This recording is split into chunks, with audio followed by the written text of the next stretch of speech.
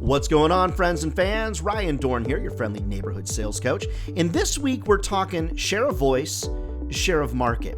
Now, this particular video is really designed for all of my friends and fans out there in the media business. I get asked about this a lot. Share of voice and share of market. They're two completely different things, and we want to use them in the sales process. Now, any of you that aren't in the media business, before you tune us out, just recognize this applies to almost any business that's out there, but it's intimate for my friends that are selling advertising out there. Okay, so let's talk about share of market. A company's share of market is typically defined like how much business do you get out of the market compared to others that are in the market. So for example, if there were two companies in the market that did the same thing, and each one of them occupied, say, 50% of the market, their share of market would be 50%. Now, in a circumstance like a realtor, for example, there might be 100 that are out there. Well, of that 100, say one is selling $2 million and one is selling $200,000. Well, their share of market for the one selling $2 million is going to be higher than the one selling $200,000. Okay, so it depends upon the category of business, the business that you're in. And so share of market is something that I can influence, but not always something that I can control. However, there is a direct relationship between share of voice in a market and share of market that you occupy as a business. Let me explain. Share of voice is something I can help an advertiser or a customer control within the pages of my magazine, within the number of commercials that run on my broadcast airwaves, or whatever the circumstance is. Now, before I confuse everybody any further, let me try to keep this as simple as possible. So don't go down into the comments of the podcast or the video and be like, well, technically, Ryan, okay. Technically, friends, I can make this as complicated as you want me to make it. I'm trying to keep it as simple as possible for those out there so we can learn from this, okay? Share of voice. Now, there can be share of voice within the pages of a magazine. There can be share of voice within the number of commercials run on a TV station.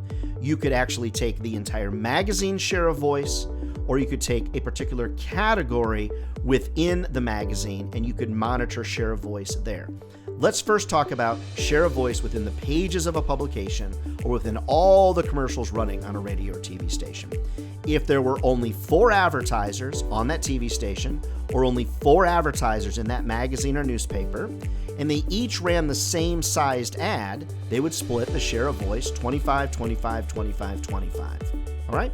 Now, let's just say in terms of all the pages of the magazine, if this particular person here runs a full page ad and the rest of these all run half page ads, their share of voice of a full page ad is going to be larger. It's sort of like on a TV station. If a particular advertiser buys double the number of commercials, their share of voice is going to be higher.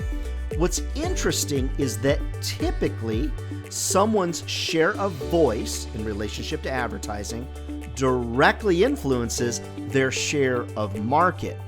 Typically, in most markets, those that advertise the most, those that have the largest share of voice, those folks typically have the largest share of market. All right, let's talk about my particular city here where I live, Augusta, Georgia. There's a great jeweler here named Windsor Jewelers. Windsor runs TV ads, radio ads, cable ads, magazine ads, you name it. They advertise everywhere. Guess what? #1 jeweler in our town. So when you think about, you can use the share of voice, up or down, to influence your share of market as well. Here's the really cool part that I love to share with advertisers. You can control your share of voice. It directly impacts your share of market.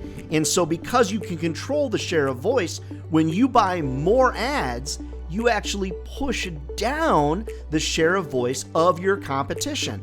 If they want to have the same share of voice as you, they need to buy more advertising. That's why I'm so big on recommendation-based selling. So we know 2 main things. Share of market is how much of the market you actually occupy in terms of dollars and cents. Share of voice is how much exposure are you getting within the pages of a magazine, a radio station, TV station? How much exposure do you have throughout the entire industry of a market? Typically, your share of voice impacts your share of market. Typically, the higher your share of voice, typically the higher your share of market. Now, it doesn't happen just like that. I mean, obviously it takes some time. But friends, I'd love for you to use this conversation to be able to create a better conversation with your advertisers and customers on you can control this. If you want a greater share of market, now, I mean, unless you have a terrible product. I mean, obviously you need to have a comparable product. But if you want a share of market increase, you probably need a share of voice increase. When your share of voice goes up, almost always your share of market grows as well.